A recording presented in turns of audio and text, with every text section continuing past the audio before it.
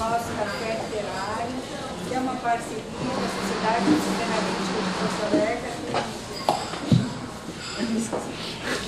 Então, uma parceria da Sociedade Psicanalítica de Porto Alegre e da Livraria Saraiva Muniz de Vial. Hoje nós temos um título bem assim, provocativo: Decifrando Franz Kafka.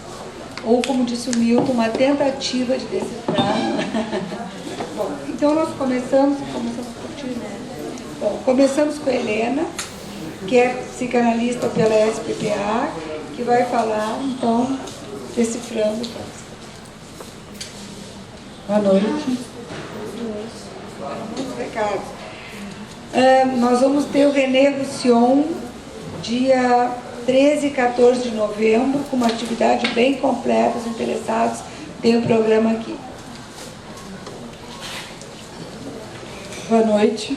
Muito obrigada, Jane, Vivian, Aldo, Josênia, pela chance de estar aqui para conversar sobre o homem e o obstinado escritor que foi o Franz Kafka. Nós escolhemos juntos, eu e o Milton, o título Decifrando Kafka. Pretensioso, né? Tentar decifrar o Kafka em uma atividade de 1 hora. Então, na verdade, era uma provocação para estimular quem ainda não leu alguma coisa sobre o Kafka, ou quem já leu, para voltar a mergulhar nos textos desse autor tão importante. Como disse o Camus, toda a arte do Kafka consiste em obrigar o leitor a relê-lo. Então, ele foi descrito como o escritor do absurdo. Ele foi e ainda é tão importante que da sua obra se criou o adjetivo kafkiano, que é usado como sinônimo para situações angustiantes, ilógicas, surreais e labirínticas. Ele nos apresentou um universo incompreensível que, na realidade, é o enigma do nosso mundo interno, porque ele se recolheu ao seu próprio mundo interior para nele encontrar a profundidade dos personagens que criou. Eu demorei um pouco para definir o que eu ia falar sobre o Kafka, porque, segundo esse autor, há 30 anos atrás existiam 15 mil publicações a respeito do Kafka, há 30 anos atrás. Então, pesquisando, eu achei importante trazer as origens do Kafka, a linhagem materna, a linhagem paterna e alguns dados sobre a infância dele. Então, ele nasceu em Praga em 1883, quando Praga ainda pertencia ao Império Austro-Húngaro. Ele era filho de pais judeus, o Sr. Hermann e a Sra. Júlia. Ele estudou em escolas alemãs, dominava o alemão, a língua tcheca e hebraica. Ele se formou em Direito, trabalhou em companhia de seguros e escreveu muito. Escreveu diários, contos, novelas, romances e cartas, muitas cartas. Deixou uma vasta correspondência, e dentre elas as cartas para o Max Brod, um dos biógrafos dele, que era um amigo da adolescência.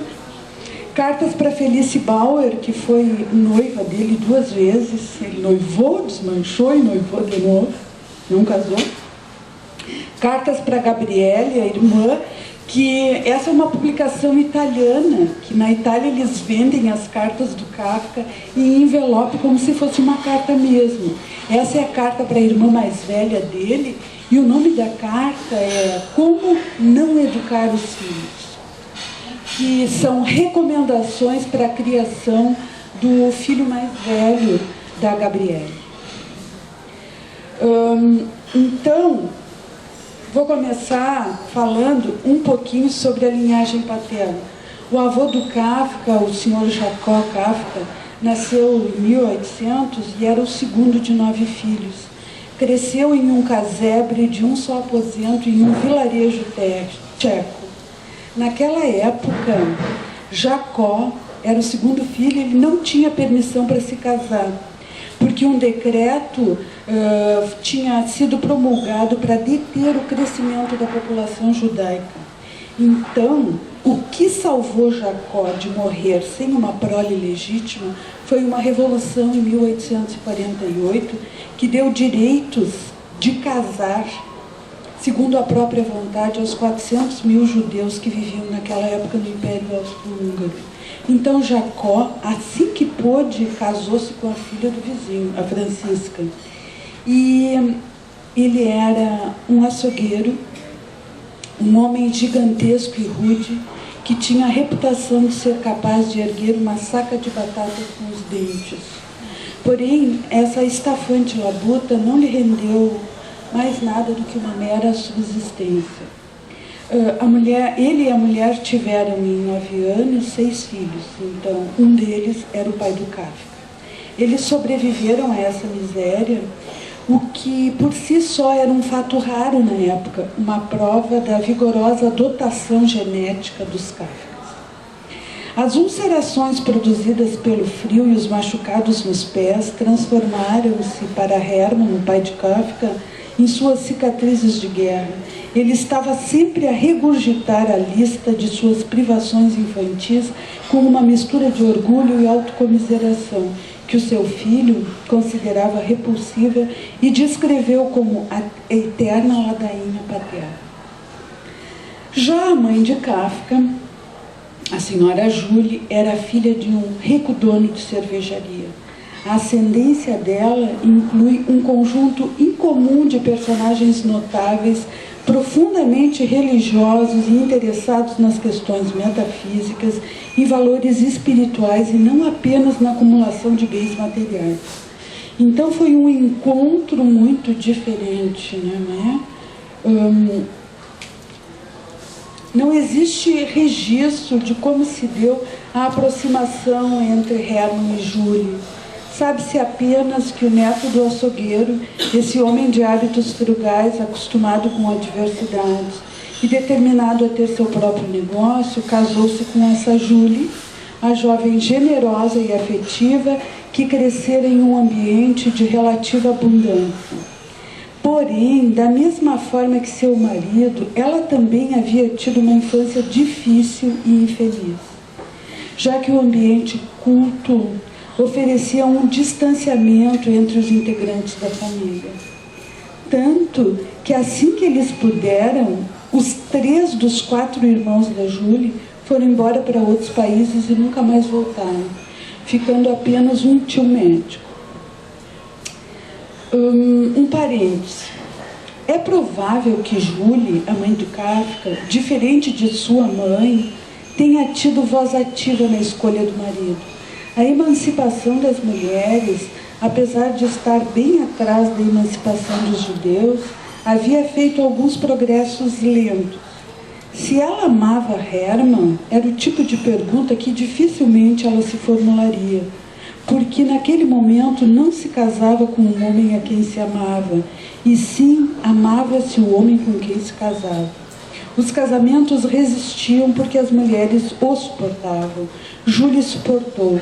Volta e meia ela mergulhava em períodos chorosos, depressivos, mas suportou. O casamento aconteceu em setembro e ao final do ano, Hermann tinha aberto sua primeira loja de tecidos e Julie estava grávida. Em julho, em casa e assistida por uma parteira, ela deu à luz a um menino saudável que recebeu o nome de Franz, em homenagem ao imperador Franz José. Desde o início, a vida nessa família concentrou-se na loja. Franz Kafka raramente via o pai, embora o ouvisse com mais frequência do que lhe agradaria. A voz estrondosa, com sua ensurdecedora vulgaridade e suas ameaças trovejantes, deixaram Franz com uma sensibilidade permanente aos ruídos. A casa da família e o armazém do pai ficavam muito perto e a mãe, além de outros familiares, passava o dia na loja. E à noite, por 49 anos de vida conjugal, ela se dedicou ao jogo de cartas com o marido. A vida seguiu e o pai de Kafka levantou seu empreendimento comercial, deixando como propriedade um edifício no centro de Praga. Eu penso que provavelmente o fato de serem duas pessoas muito solitárias, privadas de suas próprias infâncias, não tenha sido percebido por eles e possa, quem sabe, explicar a intimidade de uma vida inteira numa parceria que desafiou os estereótipos de um casamento feliz. Kafka tinha 4 anos quando seu irmão Jorge, com 1 ano e 7 meses, morreu de sarampo. Nesse mesmo ano nasceu Heinrich, que aos 6 meses morreu de otite. Então, em 2 anos, aconteceram 2 nascimentos e 2 mortes. Certamente deve ter sido uma grande tragédia naquela casa e na infância de Kafka, que, sendo uma criança inteligente e sensível, ele deve ter percebido a reação dos pais. Porém, parece que ele deu uma atenção curiosamente pequena a essas mortes e a seus efeitos nele mesmo. Uma dor, quem sabe, que não pôde ser sentida e chorada. Imaginemos então que a morte dos 2 irmãozinhos possa ter deixado uma carga de culpa tão intensa que, em vez de ser reconhecida pelo Kafka, transformou-se em uma obra literária. Uma fala dele: "Eu fui o mais velho de 6 filhos", escreveu Kafka aos 29 anos à sua noiva feliz. 2 irmãos um pouco mais jovens morreram por falhas dos médicos. Depois veio um período de calma, durante o qual eu fui filho único, até que vieram minhas 3 irmãs, a intervalos de 1 e 2 anos. Assim, durante muito tempo eu fiquei inteiramente só, sempre combatendo as enfermeiras, as babás idosas, as cozinheiras rabugentas e as governantas mal-humoradas, porque meus pais passavam o tempo todo na loja. O testemunho da infância de Kafka, visto por ele mesmo, encontra-se na carta de 50 páginas que, aos 36 anos, 5 anos antes de sua morte, ele escreveu ao seu pai.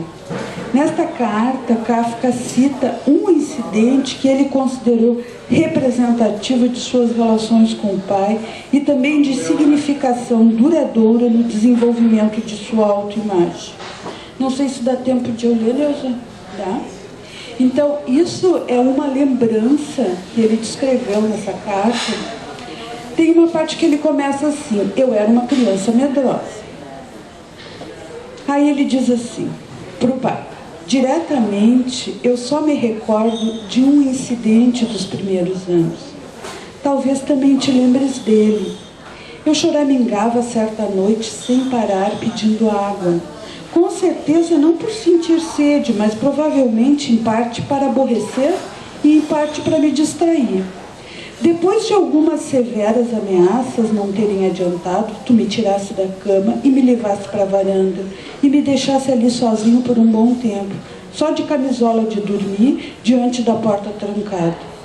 Não quero dizer que isso foi errado. Talvez na época não tivesse havido outro jeito de conseguir o sossego noturno. Mas quero caracterizar, através do exemplo, teus recursos educativos e os efeitos que eles tiveram sobre mim. Não há dúvida de que a partir daquele momento eu me tornei obediente, mas eu fiquei machucado por dentro devido ao fato. Conforme a minha natureza, eu jamais consegui entender a relação existente entre a naturalidade de um ato insensato de pedir por água e o extraordinariamente terrível do ato de ser levado para fora. Mesmo depois de passados anos, eu ainda sofria com a ideia torturante de que um homem gigantesco, meu pai, minha última instância, pudesse vir, quase sem motivo, para me tirar da cama à noite, me levar para a varanda e de que, portanto, eu era um tamanho nada para ele. Mais uma descrição sobre o corpo do pai e o corpo dele. Na época, eu teria precisado de um encorajamento. é que eu já estava esmagado pela simples materialidade do teu corpo. Recordo-me, por exemplo, de que muitas vezes nos despíamos juntos numa cabine. Eu magro, fraco, franzino, tu forte, grande, possante. Já na cabine eu me sentia miserável, e na realidade não apenas diante de ti, mas diante do mundo inteiro, pois para mim tu eras a medida de todas as coisas. Mas quando saíamos da cabine, passando pelas pessoas, eu levado pela tua mão, um pequeno esqueleto inseguro, de pé descalço sobre as pranchas de madeira, com medo da água, incapaz de acompanhar teus movimentos natatórios, que com boas intenções, mas, para minha profunda vergonha, na realidade, não paravas de me mostrar. Nesses momentos eu ficava muito desesperado. E todas as minhas experiências ruins, em todas as áreas, se reuniam concordantes umas às outras de maneira grandiosa. Me sentia melhor quando tu, algumas vezes, te despias primeiro e eu ficava sozinho, podendo adiar a vergonha da aparição pública até o momento em que tu vinha ver o que estava acontecendo e me tirava da cabine. Ficava grato porque tu parecia não perceber meus apuros e também sentia orgulho pelo corpo do meu pai. Aliás, essa diferença entre nós persiste ainda hoje de modo semelhante. Então, nesta carta, em alguma parte, ele também fala sobre o jeito que o pai recebeu a escrita dele. Ele apresentava o que havia escrito ao pai e o pai estava jogando cartas e dizia: pode deixar ali que depois, quando der, eu vejo isso. E ele não lamenta isso, porque isso fez com que ele pudesse se tornar mais independente para fazer o que ele queria. Bem no final da carta, ele fala sobre o casamento, por que ele não casou, porque na verdade ele não casou, foi noivo 2 vezes, teve várias namoradas, ele não teve uma vida infeliz, ele teve várias namoradas, também se divertiu, mas que ele não casou para não passar pelo que ele tinha passado, de sentir que um filho pudesse sentir o que ele sentia do lado do pai. Isso teria outras coisas para dizer, contextualizar o tempo dele com o tempo do Freud, porque são contemporâneos, né? A questão edípica também, né? Que está presente nele, mas eu acho que está suficiente, não está? Para começar. Bom, passamos então para o Milton Raus, que é jornalista. Boa noite a todos. Agradeço o pessoal aqui do Café Literário, nossa amiga Vivian Day aí, que teve a ideia. A ideia surgiu no sarau de literatura que nós fazemos. E temos o processo e o metamorfose. E dali surgiu a ideia dos convidados. Eu não tenho educação formal em literatura, eu sou um diletante, né? E, bom, vamos em frente. Segundo Borges, Kafka marcou o século XX da mesma forma que Dante e Shakespeare marcaram as suas respectivas épocas. Mas nem Dante nem Shakespeare deixaram uma letra marcada como K de Kafka. Quer dizer, o Kafka ele é considerado por vários escritores como o maior escritor do século XX. Proust, Joyce e Kafka são considerados os maiores renovadores das técnicas narrativas da literatura do século XX. Aqui cabe fazer um registro biográfico sobre esses 3 grandes autores para situar as palavras. James Joyce nasceu em Dublin, em 2 de fevereiro de 1882 e morreu em Zurique, em 13 de janeiro de 41. Ulisses foi escrito entre 1914 e 1921, em Trieste, na Itália, em Zurique, na Suíça e em Paris, e lançado em 1922. Kafka nasceu em Praga em 1883, 1 ano depois de Joyce, e morreu em 24. O Processo, sua principal obra, que permaneceu inacabada, foi impressa pelo seu amigo Max Brod, 3 anos depois de Ulisses. Kafka havia entregue os escritos em 1920. Proust, mais velho dos 3, nasceu em Oltel, em 10 de julho de 1871 e morreu em Paris em 1922. Lançou por conta própria o primeiro livro da série do Em Busca do Tempo Perdido, O Caminho de Swan, em 1913. Ele mesmo pagou a impressão do livro. Foi somente em 1927 que toda a obra do Em Busca foi, enfim, impressa. Quer dizer, dá para ver que eles eram quase contemporâneos. E dá para perceber a diferença da literatura que os três praticavam. Três renovações que renovaram, três autores que renovaram a narrativa, e por isso são considerados o trio de escritores mais importantes do século XX. Bom, a audácia na linguagem, na técnica narrativa desses escritores parece não ter limites. Não é coincidência, portanto, que são aqueles que registram o maior número de leitores que desistem de lê-los. Esses leitores são derrotados logo nas primeiras páginas do Em Busca do Tempo Perdido, de Ulisses, e o Processo e o Castelo, respectivamente. No mundo deve existir milhares de pessoas que não conseguiram terminar a leitura desses três livros, por considerá-los difíceis. Proust, pelas suas frases longas e minuciosas, pela grandiosidade de sua verdadeira enciclopédia existencial, o escritor chegou a dizer que o ideal para lê-lo Em Busca seria uma temporada de vários meses numa praia na Normandia, como aquela inventada pelo próprio narrador. Joyce é difícil de ler pelos neologismos, pela narrativa inovadora, o fluxo de consciência que tenta reproduzir fielmente o mundo interior da personagem. No Brasil nós já temos 3 traduções do Ulisses. A primeira foi do Antônio Weiss, que foi muito hermética, e agora já tem uma nova edição do Ulisses, bem mais fácil de ler. E o Kafka, pelo absurdo característico da obra, pela ambiguidade de seus personagens, ao mesmo tempo obcecados em reproduzir um comportamento ou em buscar alguma coisa, e rendidos a uma realidade sem sentido para o leitor, mas aceita pelos personagens. Outro ponto-chave desse novo romance, criado pela genialidade de Proust, Joyce e Kafka, é a exigência de um leitor ativo, que deve reconstruir com a sua inteligência e dedicação o material narrativo que enfrenta. O Kafka, segundo o Camus, obriga o leitor a reler. O romance não é um produto perfeitamente acabado pelo autor, como a gente está acostumado a ler, principalmente na literatura brasileira. E o leitor passivo e complacente tem dificuldade em digerir. Com Kafka, aqui eu coloco uma observação dos kafkianos, ou dos kafólogos, sobre a importância do Kafka e como que ele, de certa forma, inovou.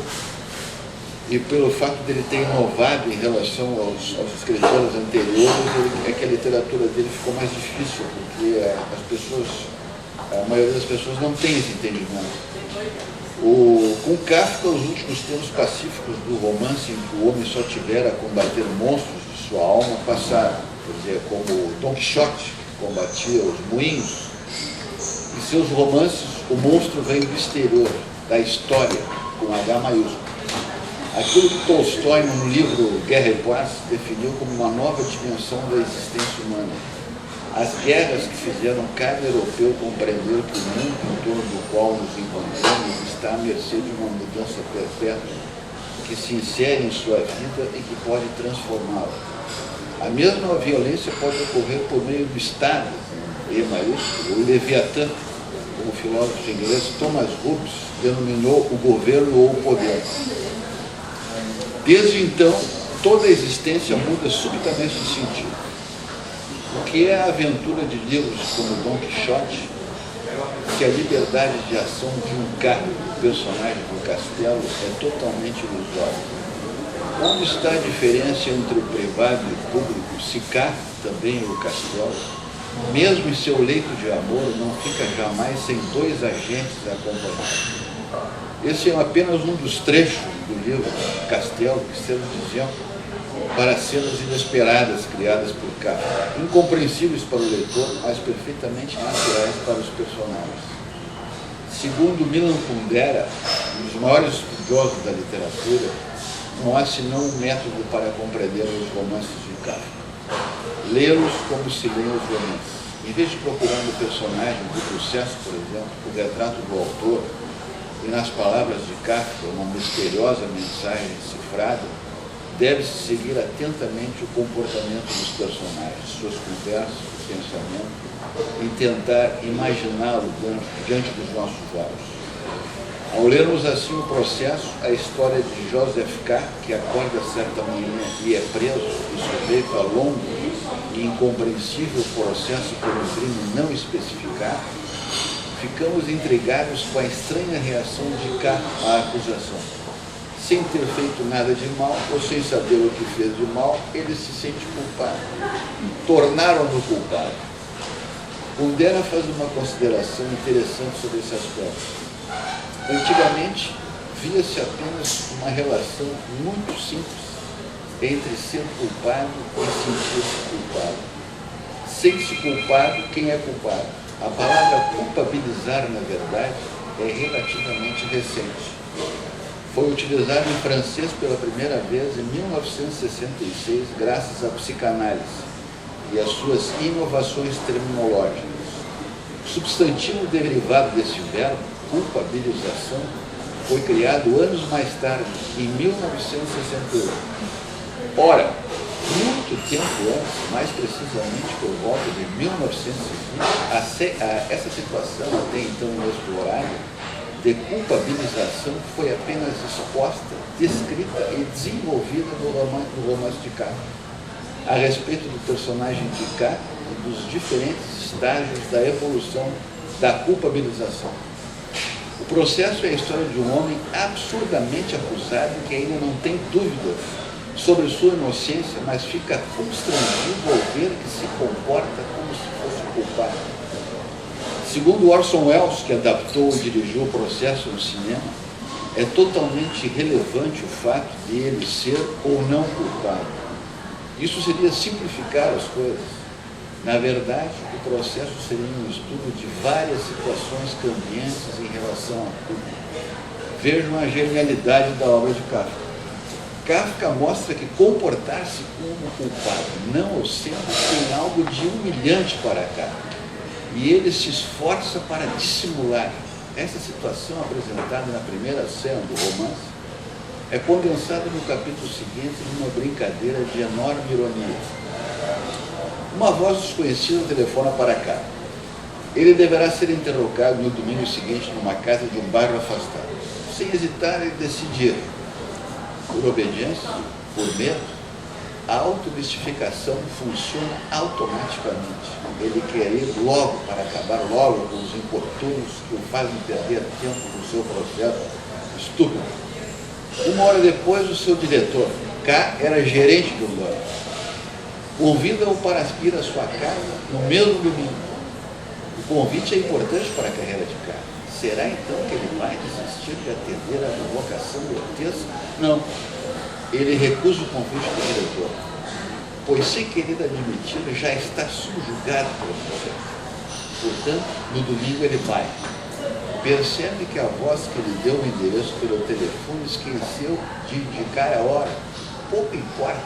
Sente-se pressionado e ele corre, literalmente escrito em alemão, ele corre por toda a cidade, corre para chegar a tempo, se bem que nenhum horário ele tenha sido indicado. Ele corre para o tribunal, mas corre como um homem orgulhoso que não se rebaixa nunca.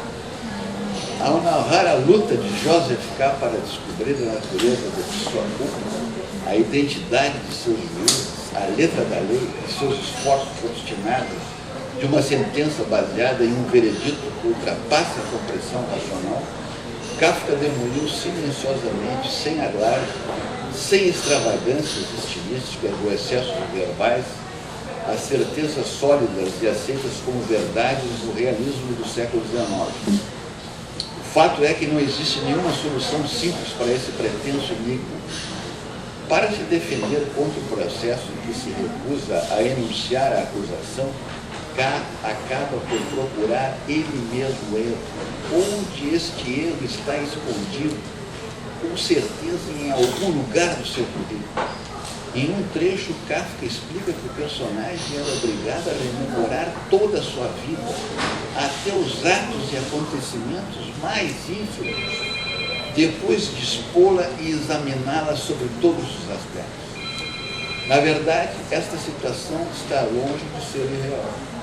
É assim como uma mulher simples, perseguida pela desgraça, num país que pode ser o Irã, por exemplo, hoje, se perguntará: o que fiz de mal? E começará a vasculhar o passado, examinando não apenas os seus atos, mas também suas palavras e seus pensamentos secretos para compreender a cólera de Deus. Kafka mostra que no caso de Kafka, não se trata de criticar-se, mas de encontrar o próprio erro para poder ajudar o acusador, para poder aceitar e aprovar a acusação. É impressionante. No último capítulo, a ironia de Kafka atinge seu terrível apogeu. Dois senhores de sobretudo vêm buscar Kafka e o levam pela rua. No princípio, ele se revoltou, mas logo pensou: a única coisa que posso fazer agora é conservar até o fim a clareza de meu raciocínio. Será que agora devo mostrar que não aprendi nada durante um ano de processo? Será que devo acabar como um imbecil? Será que podem dizer de mim que no início do processo eu quis terminá-lo e agora no fim quero reiniciá-lo? Não quero que digam isso. Sou grato por ter me dado esses senhores semimudos que não entendem nada, e pelo fato de terem deixado para mim a incumbência de dizer a mim mesmo o que é necessário. Aqui, o desfecho se torna ainda mais surrealista. K acompanha os homens que vieram executar. De repente, eles se defrontam com policiais. Quando um dos policiais começa a abrir a boca para falar, K puxa com força os dois senhores, os seus próprios verdugos, e começa a correr, apesar da grande falta de fôlego desses dois senhores. Foi assim que saíram rápido da cidade em direção aos campos. Finalmente eles chegam ao destino. Os homens preparam-se para degolá-lo, e nesse momento uma ideia, sua última autocrítica, passa pela cabeça do cara. Seu dever teria sido de pegar ele mesmo essa faca e enfiá-la no corpo. Ele chega a lamentar a sua fraqueza. Não podia fornecer completamente suas provas, não podia dispensar as autoridades de todo o trabalho que deveriam ter. A responsabilidade desse último erro caberia àquele que tinha recusado o resto de força necessária. Embora inconcluso, Kafka deixou o processo com um final. É o seguinte: enquanto um dos homens cravava a faca profundamente no seu coração e virava duas vezes com os olhos que se apagavam, K ainda viu os senhores perto de seu rosto, apoiados um no outro, as faces coladas, observando o momento da decisão. Como um cão, disse K, era como se a vergonha devesse sobreviver a ele. A genialidade desse escritor fica mais superlativa quando ele expõe o que se poderia chamar de paradoxos da nossa existência ou dos contrastes de nossa existência. Em meio a um mundo onde não há mais lugar para a liberdade individual, para a originalidade de um indivíduo, onde o homem não é senão um instrumento de forças extra-humanas, da burocracia, da técnica, da história com H maiúsculo, hoje no Brasil, da desvalorização do real, da inflação, do preço da gasolina, da energia elétrica, mesmo na narrativa do terrível destino de K ilustra com imagens poéticas, sem mudar a essência de seu caráter, que é desprovido dessa poesia. Vejam o seguinte: K não tem mais tempo para pensar em nada, a não ser em seu paciente. Mas quando caminha pela rua, algumas janelas se abrem e logo se fecham. É a poesia do mundo que está lá fora. A poesia que, apesar de tudo, existe como possibilidade sempre presente e que ilumina como uma pequena centelha de prata a sua vida de homem acuado. Em pé, na rua, esquecendo-se por um momento do processo, ele olha em volta.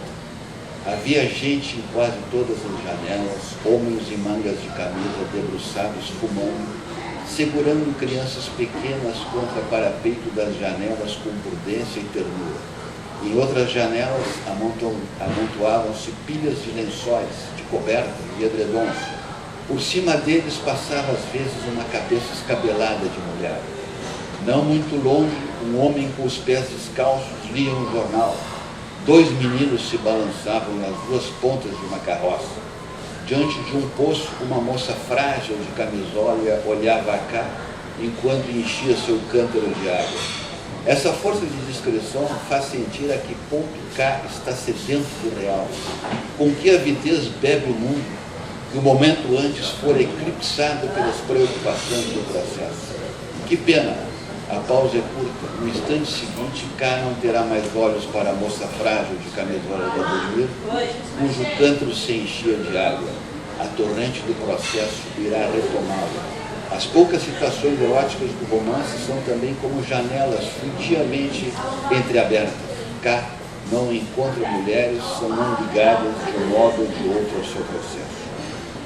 Disse que a lógica dessa história é a lógica de um sonho, de um pesadelo, e de que no processo viver é ser condenado por estar vivo. Segundo George Steiner, seria essa a essência particular desse livro.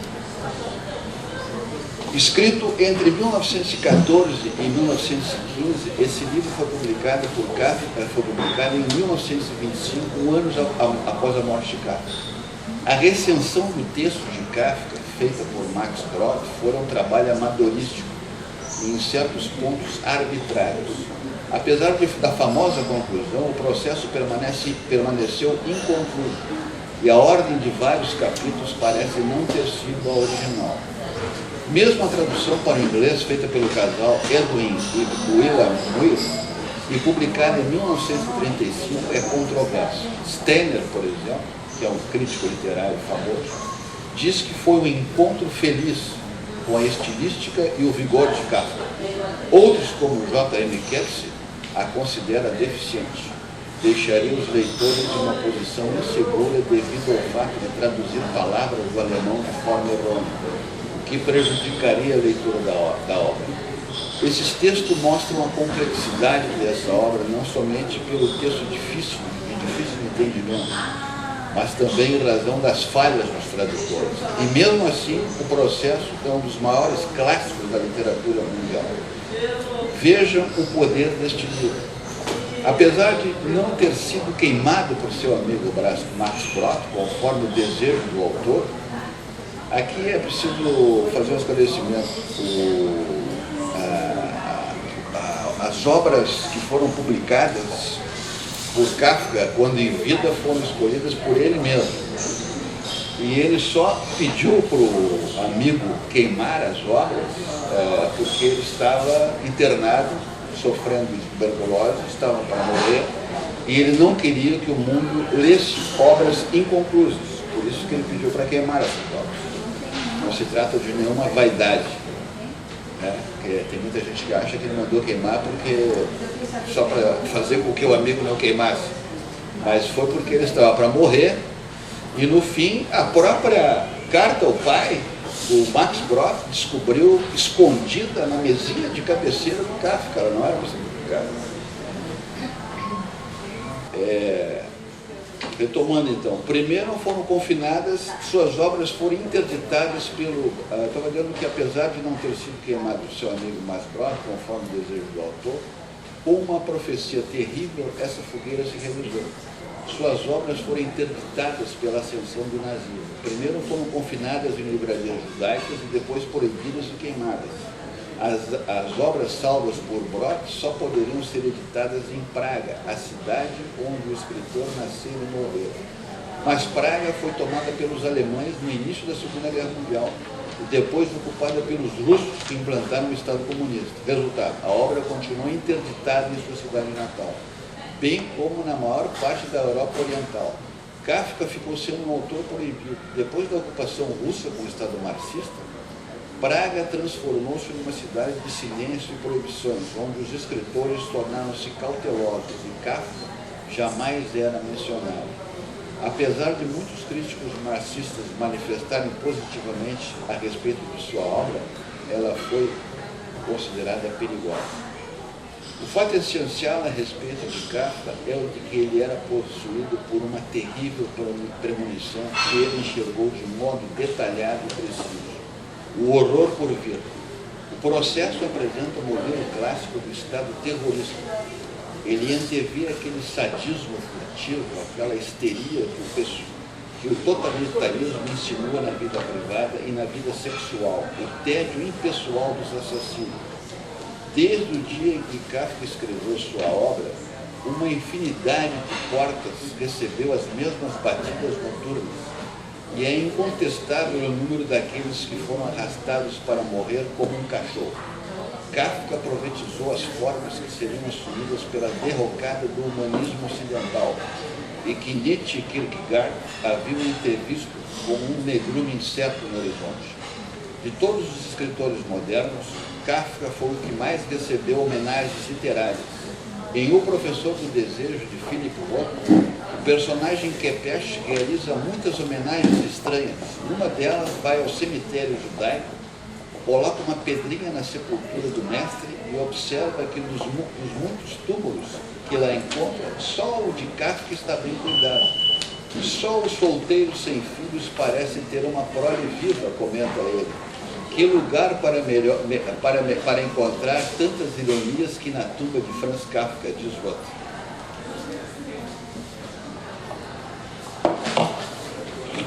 Obrigada. Vamos abrir quem gostaria de falar. Clareza.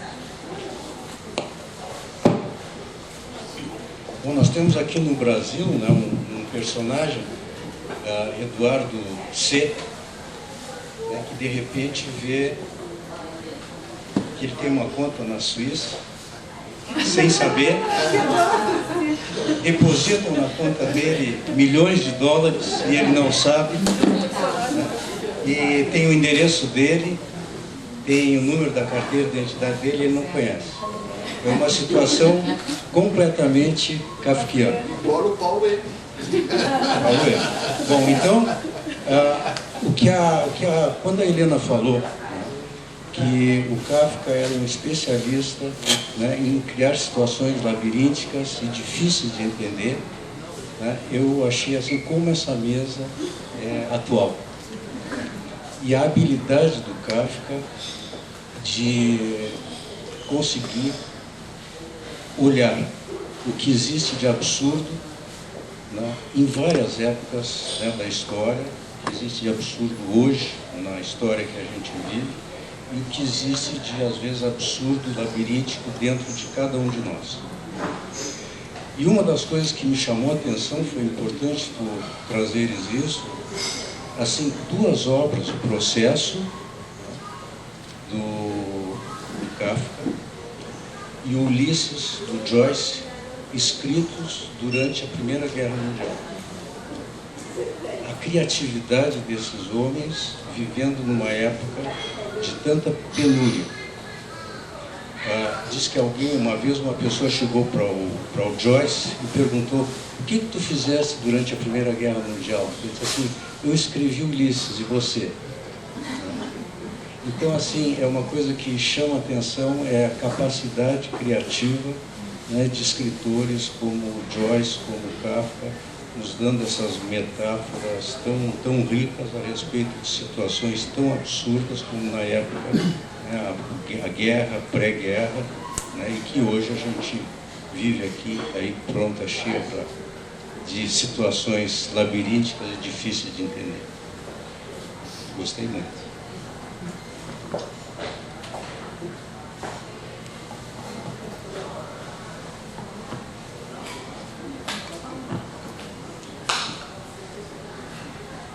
Não, eu me detive falando sobre a infância dele e não falei nada da maneira como me tocou a leitura do Kafka, né? Que, na verdade, no início eu achava difícil porque me entristecia muito, né? A Carta ao Pai comove e entristece. Os contos Um Artista da Fome, não sei se alguém aqui já leu. É impactante, assim, a pessoa que vai trabalhar passando fome e faz disso arte e morre por causa disso. A Pequena Dor é um personagem, e o que chama a atenção é que esses personagens ele descreve na profundidade. O personagem não tem um nome. Ele pega um trapezista e descreve o que o trapezista sente e por que ele é tão obcecado pelo trabalho dele em cima do trapézio. Então, isso é o que impacta assim na leitura do Kafka. Isso é que eu acho que é a dificuldade de ler o Kafka nos contos. Tem um conto sobre o fratricídio que por nenhum motivo acontece o assassinato, ele mata o melhor amigo dele, por nada. Então, é uma leitura que te comove, te impacta, mobiliza muito afeto, muito sentimento. Já na Metamorfose e no Processo, irrita um pouco a leitura, porque como a gente vê, assim, não é uma escrita linear, não é homogêneo. Cada capítulo é um capítulo e acontecem coisas muito malucas, muito malucas. Como tu observar um quadro do Picasso, por exemplo, não tem uma linearidade. Então, ele vai um domingo à tarde para um prédio, porque é ali que vai acontecer a comunicação da sentença dele. Aí ele chega no prédio, é um prédio de moradia, ele bate numa porta, que era para ser ali o julgamento, atende uma lavadeira e aquilo é um apartamento. Então é uma coisa assim que vai te dando angústia de ler, porque tu tem que estar relaxado e muito solto. Não dá para te esperar que aconteça uma linearidade. Então eu acho que é isso.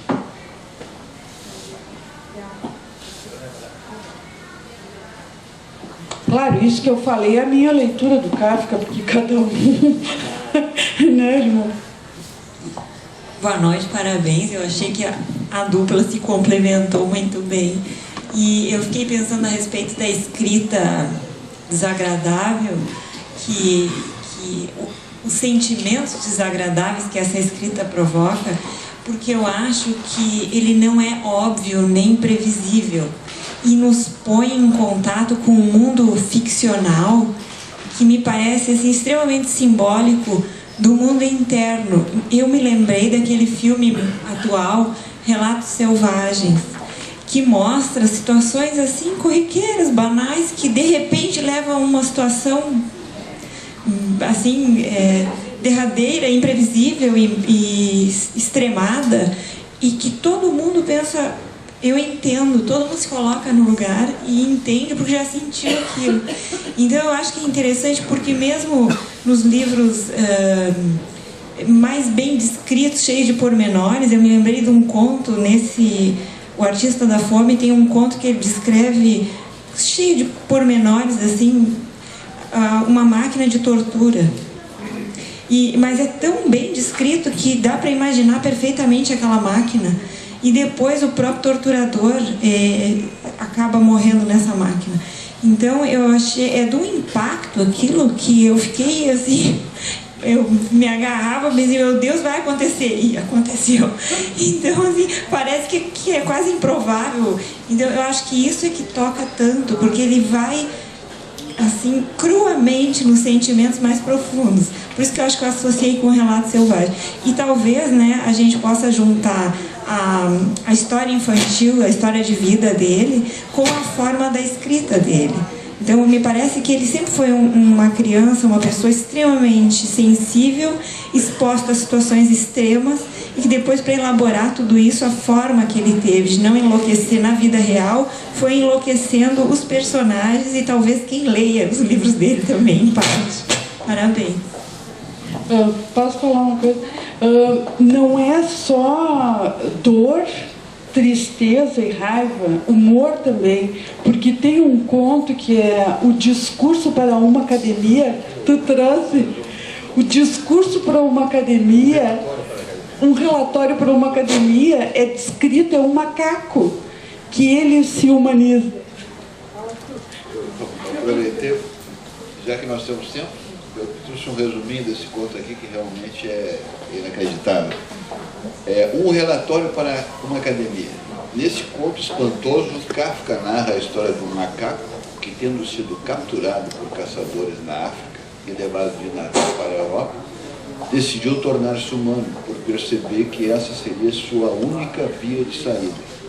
Entendamos bem, o macaco frisa que não se tratava de um desejo de liberdade, mas sim de uma imanente necessidade de encontrar uma saída. Preso em sua jaula no navio, o macaco só pensa em encontrar uma saída e observa dia a dia os humanos, aqueles seres estranhos que vinham por sua vez observá-lo. Aos poucos percebe que precisaria tornar-se um deles para poder sair da jaula. Eis a sua possibilidade de saída, tornar-se humano. Como? Ora, por imitação. Imitação dos gestos, imitação da linguagem. O macaco aprende a ser humano cuspindo, fumando cachimbo, tomando cachaça e finalmente falando alô. A repetição, portanto, foi a matriz de seu aprendizado da humanidade. E o macaco a fez unicamente em busca de saída. Repito, não me atraía a imitar os homens. Eu imitava porque procurava uma saída, por nenhum outro motivo. Depois de amestrado em Hamburgo, foi para o teatro de variedades, aprendendo cada vez mais e tornando-se uma notoriedade no mundo dos espetáculos. E eu aprendi, senhores, aprende-se o que é preciso que se aprenda. Aprende-se quando se quer uma saída. Aprende-se a qualquer custo. Fiscaliza-se a si mesmo com o chicote. A menor resistência flagela-se a própria carga. A natureza do macaco escapou de mim frenética, dando cambalhotas, de tal modo que, com isso, meu primeiro professor quase se tornou ele próprio um símio. Teve de renunciar às aulas e precisou ser internado num sanatório. Felizmente, saiu logo de lá. E nosso herói símio afirma que, tendo passado por uma boa quantidade de professores, aos quais ele próprio pôde contratar com aquilo que ganhava em suas apresentações, conseguiu chegar ao nível de instrução de um europeu médio, mas afirma também que não superestima os humanos e que não se transformou em um deles porque os admirasse. Ao contrário, o fez buscando única e simplesmente uma saída para a sua prisão. E se mantém como humano, isso se deve exclusivamente a um desejo de não voltar para a jaula. Assim, o macaco narra aos honoráveis doutores da academia sua transformação em humano, mas revela, no sexo continua sendo um macaco. Se abranjo com o olhar minha evolução e sua meta até agora, nem me queixo, nem me vejo satisfeito. As mãos nos bolsos das calças, a garrafa de vinho em cima da mesa, estou metade deitado, metade sentado na cadeira de balanço e olho pela janela. Se vem uma visita, eu a recebo como convém. Meu empresário está sentado na antessola.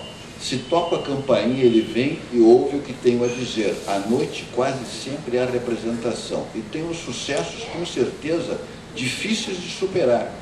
Se chego em casa tarde da noite, vindo de banquetes, sociedades científicas, reuniões agradáveis, está me esperando uma pequena chimpanzé semi-amestrada. E eu me permito passar bem com ela à maneira dos macacos. Durante o dia não quero vê-la, pois ela tem no olhar a loucura do perturbado animal amestrado. Isso só eu reconheço e não posso suportá-lo. Mais do que uma formação, porém, o macaco parece narrar uma deformação. Isto é, o processo que narra não é o de uma formação em seu usual sentido, de construção de uma identidade, de uma personalidade, mas sim aquilo que precisou se submeter para poder ter sua saída, para que não ficasse indefinidamente preso numa jaula. O relatório à academia é uma descrição de como o macaco abre mão de si mesmo, tornando-se humano para que tivesse uma saída da jaula a qual havia sido confinado. Algo nessa perda, porém, permanece. O macaco continua macaco na hora do sexo. permitindo-se à noite passar bem como uma chimpanzé na estrada.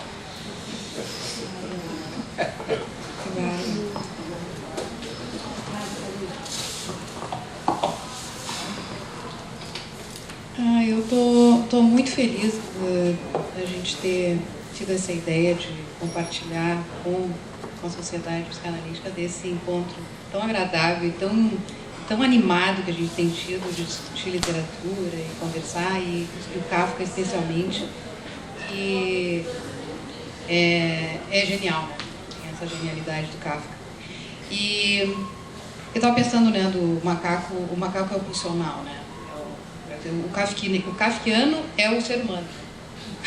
Nós somos kafkianos, nós somos seres à procura de um entendimento.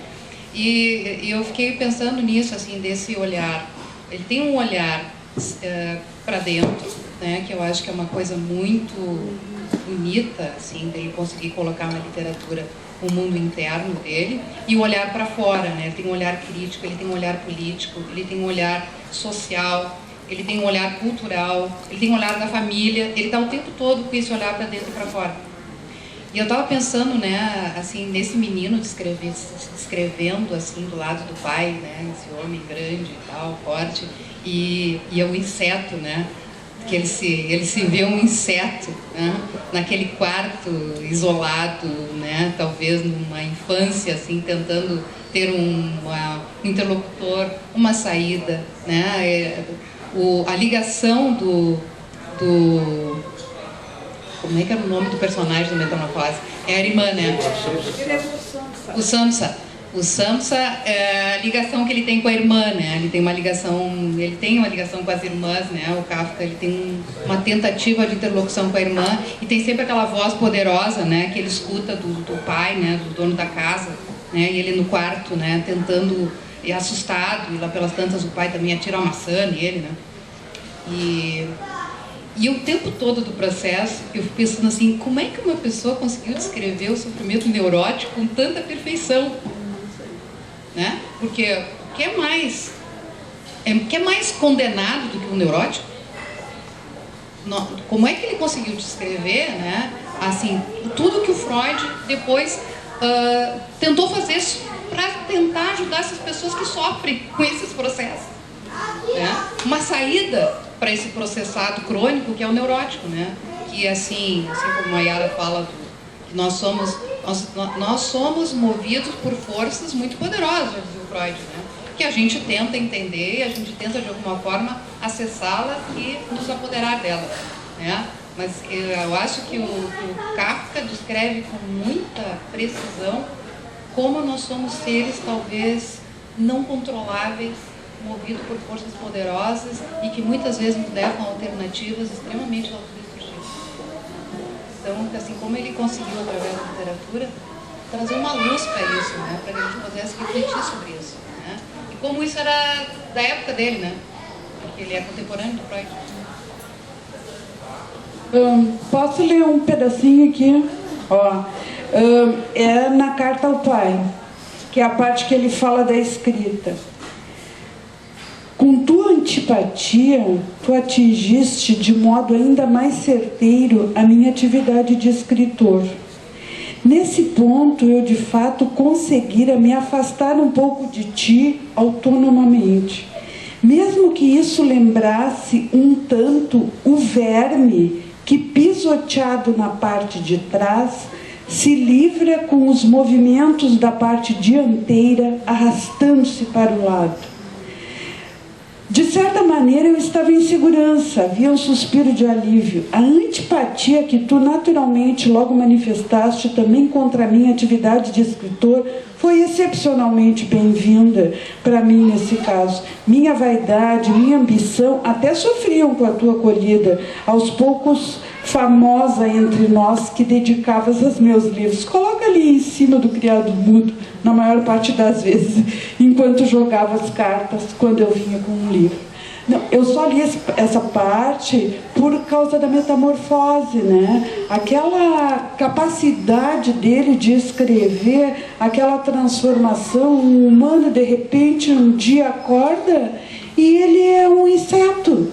E depois eu fiquei pensando também, quem de nós não se sentiu frente a algumas dificuldades alguma vez na vida, um inseto, meu Deus, eu não vou conseguir resolver isso. Ou a questão do processo. Quem de nós não tem um processo correndo, uma culpa aí? Como é que eu vou me livrar desse problema, né? Então isso muito humano, muito atual e nem um pouco kafkiano, né? Humano, enigmático, é o nosso labirinto.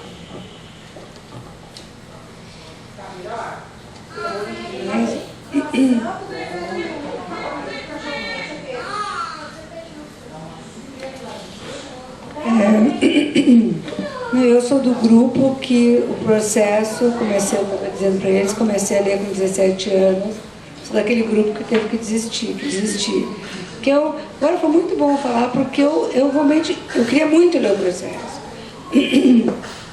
Mas eu acho que eu não entendia nada, eu estava impactada, aquilo ali não dava para a minha cabeça, né? Não dava, não sei se hoje. 17 anos, tinha pretensões. Eu queria ler, né? Enfim, mas as cartas ao pai foi muito diferente, eu li também em outro momento. Me impactou muito a capacidade, a conversa que ele pode ter com o pai, né? E até aqui na contracapa ele diz assim: meus escritos tratavam de você, neles eu expunha as queixas que não podia fazer no seu peito. É uma coisa assim tão próxima, o que ele expressa, o sentimento, a dor dele.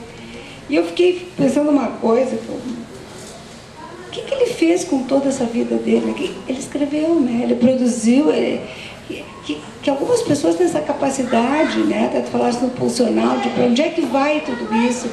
Ele foi para a escrita, né? Eu achei assim uma capacidade sublimatória espetacular, enfim, um homem sofrido. E é interessante, eu não sei quantos, talvez muitos aqui visitaram a casa do Kafka em Praga, né? Eu achei assim, não sei, é impactante, ela é enorme, eu achei ela enorme na minha cabeça, não sei se eu achava ela enorme, mas é uma coisa, eu já pequena, para mim aquilo foi, eu fiquei com, não sei que ele me tocou tanto aquela casa, né? Não sei, por ser a casa dele, enfim, por muitas coisas de certo, né? Enfim, o que cada um faz. Eu até há pouco tempo fiquei sabendo que o André Green, ele teve uma discussão, que é um psicanalista francês que já faleceu, ele teve uma divergência com Laplanche. E o que ele fez com essa divergência? Ele escreveu As Cadeias de Eros. Né? O que cada um de nós faz com as coisas, enfim, com as coisas que a gente não entende, com os nossos processos.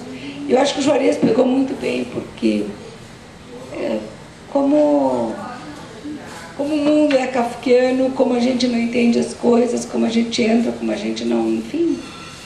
E esse conto aqui, pelo amor de Deus, né?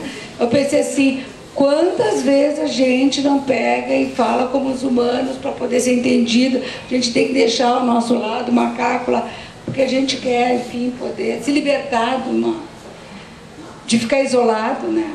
Então, eu acho que ele nos toca tanto, né? Com coisas muito pessoais, isso aqui, são histórias de cada um de nós e do mundo, né? Enfim, vamos ver. Uma questão alimentar. O Kafka era vegetariano, neto desse açougueiro, ele não comia carne. Ele era muito grande, muito magro, muito alto, não comia carne. 1,82 m, ele não comia carne, ele era vegetariano. E uma vez, está escrito aqui na carta ao pai, ele trouxe um manifesto do Roosevelt dizendo que também não comia carne, que era vegetariano, para talvez justificar o fato de ser aceito pelo pai, porque o pai, na hora do almoço, escondia o rosto no jornal para não vê-lo não comendo carne. E com relação aos modos da irmã na mesa, essa moçoila espaçosa que senta tão distante da mesa era a irmã. Então eu não estou fazendo um julgamento do pai, porque eu mostrei, né, como é que o pai cresceu e não teve infância. Mas esse era o pai que tentou, vamos dizer assim, que a mãe tentava adoçar, porque a mãe era afetiva, era culta, mas era fria e distante. Então tinha todo esse afeto da mãe ainda congelado e dedicado só para o pai, só o casal ali, e ele fora. Ele ficou fora e muito sozinho, porque depois ele teve 3 irmãs, depois das 2 crianças que morreram. E essas 3 irmãs ficaram muito juntas, então ele ficou sozinho, né? Mas a questão alimentar também é uma questão que chamou a atenção. Mas em outras biografias, de novo, ele não foi infeliz, ele se divertiu, ele teve várias namoradas, né? Mas, pois é, depois ele teve moto, andava de moto pela Europa. Então... Nem era psicóloga, pois é. Não, é impossível com esse pai. Largas ao pai, impossível. Só queria acrescentar uma coisa que eu fiquei pensando, que eu acho que todo mundo está falando indiretamente, que é o seguinte: a importância da gente poder ter um canal de expressão para os sentimentos, sejam eles símios ou humanos, né? Porque os símios têm a ver com toda a questão da impulsividade, e o humano eu acho que tem a ver já com a consideração com o outro, com a culpa, com os sentimentos que são conflituosos. E eu acho que não tendo um peito que acolha a nossa dor, é fundamental a gente poder encontrar um outro espaço para isso, seja através da arte, seja através de um diário que também escreve o que sente, seja através de um terapeuta ou do analista, mas que se encontre um espaço e uma forma de expressão. Eu acho que a arte se presta muito para veicular essas coisas para a gente, né? Nem sempre é suficiente, e eu acho que aí varia, né, de cabeça para cabeça, mas eu acho que isso é uma coisa bem importante na obra dele.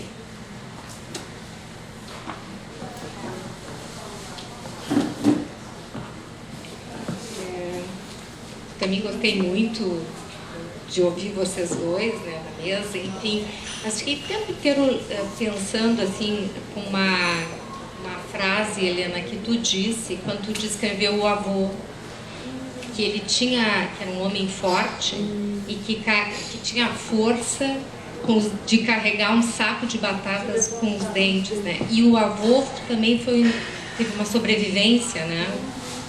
E eu pensei, né, na força também do Kafka, igual o avô, também de poder sobreviver a toda aquela morte, né, da infância, que a gente imagina perdas, né? E depois também toda uma guerra que vem pela frente, todo um extermínio, né? Então, acho que assim, me lembrei da força dele como o avô, né? Isso. E o avô, que eu pulei aqui, né? O avô materno, a fama desse homem culto, inteligente, que tinha uma biblioteca, ele tomava banho de rio diariamente. E quando era inverno, o avô materno. O avô paterno é esse avô açougueiro, kosher, né? Um homem muito forte, mas um homem kosher, um açougueiro especialista judaico, né? Imagino que pelos cortes de carne judaicos. E o avô, é isso? Mais ou menos. Mais ou menos. Corte kosher é a forma de abater o animal, como faz a degola do animal. Eu sou Jewish Orthodox. Obrigada. Então, esse é o lado paterno. O avô materno era um avô culto, né, que possuía uma biblioteca, e a fama é de que o banho no rio, mesmo na época de inverno, ele furava o gelo para ele poder tomar banho. Então, é um momento de homens fortes, robustos e muito importantes. E esse é o mundo que moldou a visão do Freud. Esse é o mundo que moldou essa visão edípica, que o menino, ele precisa, vamos dizer assim, matar, destruir esse homem tão robusto e tão forte, para ele poder se tornar um homem, né? Então é dentro desse contexto que se cria, né, o Freud, o Kafka, só que o Kafka vai pela linha de não ter a família e de os livros serem os filhos dele. E a parte que ele fala do casamento, ele mostra o casamento do pai como um casamento bom, um casamento que deu certo, mas que para ele aquilo não servia, porque ele o casamento dele era com a literatura, era com essa obsessão pela escrita, e os filhos eram os livros, né? Que bom, né? Porque ele está aqui conosco. Que bom, porque ele está aqui conosco, né? Porque... E aí ele tem tuberculose e morre aos 41 anos, né? O tio, que é o irmão da mãe, que foi o único que ficou em Praga, porque os outros eram meio irmãos e foram embora, porque a mãe, aos 3 anos, ficou sem mãe. O pai da mãe casou novamente, ela teve uma madrasta e ela ajudou a cuidar desses meio-irmãos. E ficou só um, porque os meio-irmãos foram embora, um para Londres, um para Paris, enfim. E 2 irmãs morreram no local. Que era a parte culta da família, e que o pai dizia isso, né? Que ele tinha herdado esse sangue da mãe, que ele não acumulava bens, que ele não ganhava dinheiro, não é que ele vivia para a escrita, então... Isso. Como? A força dele é imensa. A força do Franz era no outro lugar, né? Exatamente. Não, ele fez frente a esse pai, né? Isso, ele fez frente ao pai como podia, né? No outro terreno, exatamente. Um talento, exatamente. Na parte literária, o Kafka ele foi influenciado ou seguiu a linha de vários escritores, né? No caso do processo, o Júlio Cortázar, que é um especialista em criminologia, Cortázar estudava criminologia, e ele lembra que um crime que aconteceu no século XVIII na Inglaterra, ele impressionou muito Kafka, e de certa forma pode ter sido uma origem da história do processo. Um homem foi denunciado como assassino da mulher e dos filhos, por um parente, e ele acabou sendo preso e executado. E depois a polícia descobriu que tinha sido o próprio denunciante o autor do crime. E essa história impressionou muito Kafka. Então, ele também, ali na história no caso da figura do funcionário público, ele se baseou muito no Dickens. Ele também era um grande leitor de Dickens. Black House, onde tem um caso do funcionário público chamado Jean Disse, ele se impressionou também muito por essa obra. E ele era também muito ligado ao Dostoiévski, ele gostava muito de Dostoiévski, foi uma grande influência. Educação Sentimental e o Beauvoir et Pécuchet de Flaubert foram duas obras que também influenciaram o Kafka. Balzac, o Gogol, aquele conto do Nariz, que de certa forma é kafkiana, uma história kafkiana, é anterior a Kafka. É uma história sobre o nariz. Vocês conhecem essa história? E o próprio Philippe Roth fez um livro kafkiano que é o Seio, que é o professor, aquele personagem dele, que é peste, se transforma num seio. É a homenagem do Philippe Roth ao Kafka. Então ele teve realmente uma formação literária bem diversificada e com autores bem específicos. E ele também era um grande leitor de jornal, ele ficava sabendo, inclusive ele começou escrevendo em 2 revistas. Os primeiros contos dele foram publicados em 2 revistas. E a vida dele era uma vida muito opressiva, no sentido de que o judeu, a linhagem judaica dele era uma linhagem que sofria muito pelos próprios judeus ortodoxos naquela época, e havia muita gente contra. E ele vivia praticamente num gueto ali, era 25 mil judeus onde ele vivia. Então ele também se sentia oprimido nesse meio ambiente onde ele vivia. né, que isso também foi um fator importante na obra dele. Bom, pessoal, nós estamos terminando o café. Quero agradecer a Helena, ao Milton, foi muito bom a todos vocês. E dizer que em novembro nós estamos encerrando o ano com comédia e tragédia na literatura da vida. Os nossos convidados é o Dr. Raul Hart e o Júlio Corte. Então, contamos com vocês. Muito obrigada a todos.